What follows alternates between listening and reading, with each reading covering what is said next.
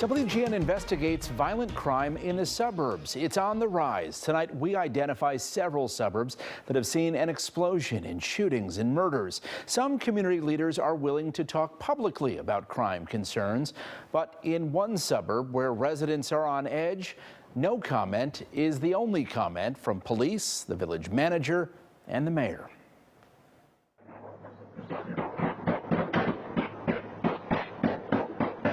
You can hear the gunfire.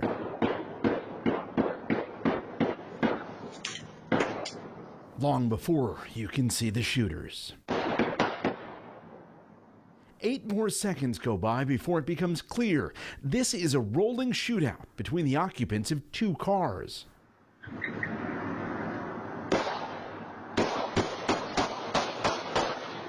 Nearly 40 shots fired in all, and all of it happening on a leafy suburban street. It felt like it was a dream because it was too unreal to be something that happened right outside my house. Yeah. Oak Park residents, frustrated by feelings of futility, started meeting like this to talk. We as a community need to do our part to respond. Outside by a fire, hoping to spark village leaders to do something, anything. It's like it's the Wild West. I mean, it's very scary. I mean, I've got 6 grandchildren that live within walking distance here. We have a lot of great neighbors here and a lot of very concerned people, engaged people, and I know we're not going to give up in terms of applying the pressure and until we get some type of, creative, productive response. I wish I could say I had a sense of outrage, but I almost didn't. I just almost felt numb. Just you're used to it now. I don't like that being my response. I don't like it being, that, oh, this is going to happen again, and it's going to happen again, and, just throwing up my hands and saying, what can we do?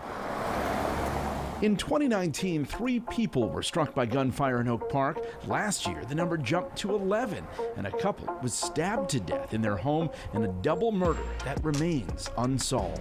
It seems to just be more and more frequent. I've had a carjacking over here in front of my house, across the street. My neighbor got carjacked.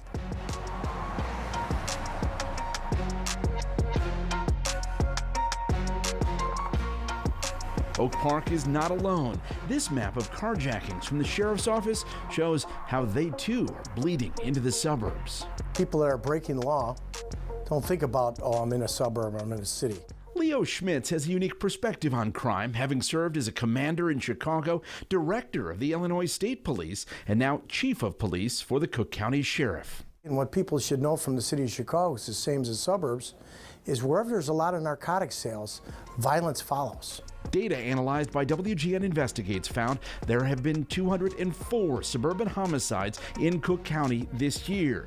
That's a 34% increase over last year and up 55% from 2019. What's driving it? Well, police are recovering more guns than ever. Those arrested with guns are frequently and quickly released on bond. And the police profession is enduring an unprecedented exodus of officers. When you don't have enough people to staff, you're doing mostly reactive policing, where you want to do proactive and preventive policing, intelligence-led policing. When you have extra people, you can address it more. Leaders in many suburbs are often reluctant to talk about crime for fear it makes their community look bad.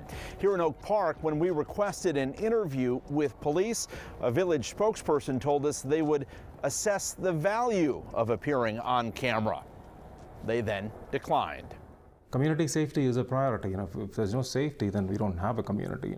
Trustee Ravi Parakat, who's held office for just 9 months, was the only Oak Park official willing to talk to us about crime.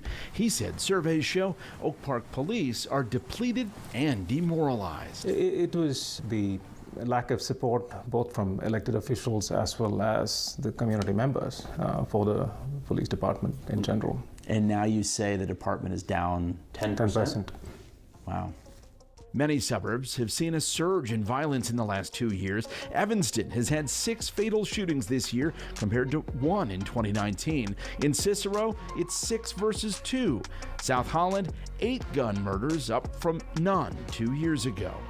These are not random acts of violence. These are targeted incidents.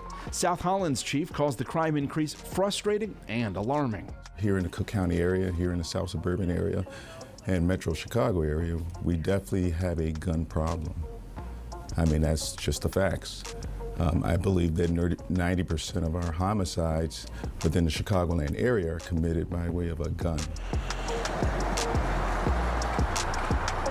Experts say proximity to highways can also play a role in suburban crime, where criminals feel they can easily flee. That may be the case in Oak Park, where that rolling gun battle played out just a few blocks from the Eisenhower Expressway. No one has been arrested.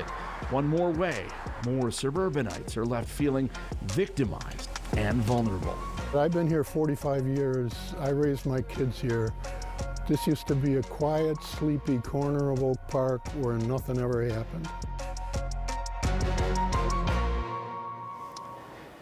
An Oak Park Village spokesperson did not respond to our questions other than to share a letter to residents saying police have stepped up patrols and increased gun recovery by more than 14% this year. The village is also conducting a traffic count, which may be the first step toward adding speed bumps or some other slowing device to make it difficult for criminals to cut through communities near the highway. Other suburbs have been deploying license plate readers that actually alert officers on duty when a stolen vehicle enters their town. There's also all sorts of task forces that exist.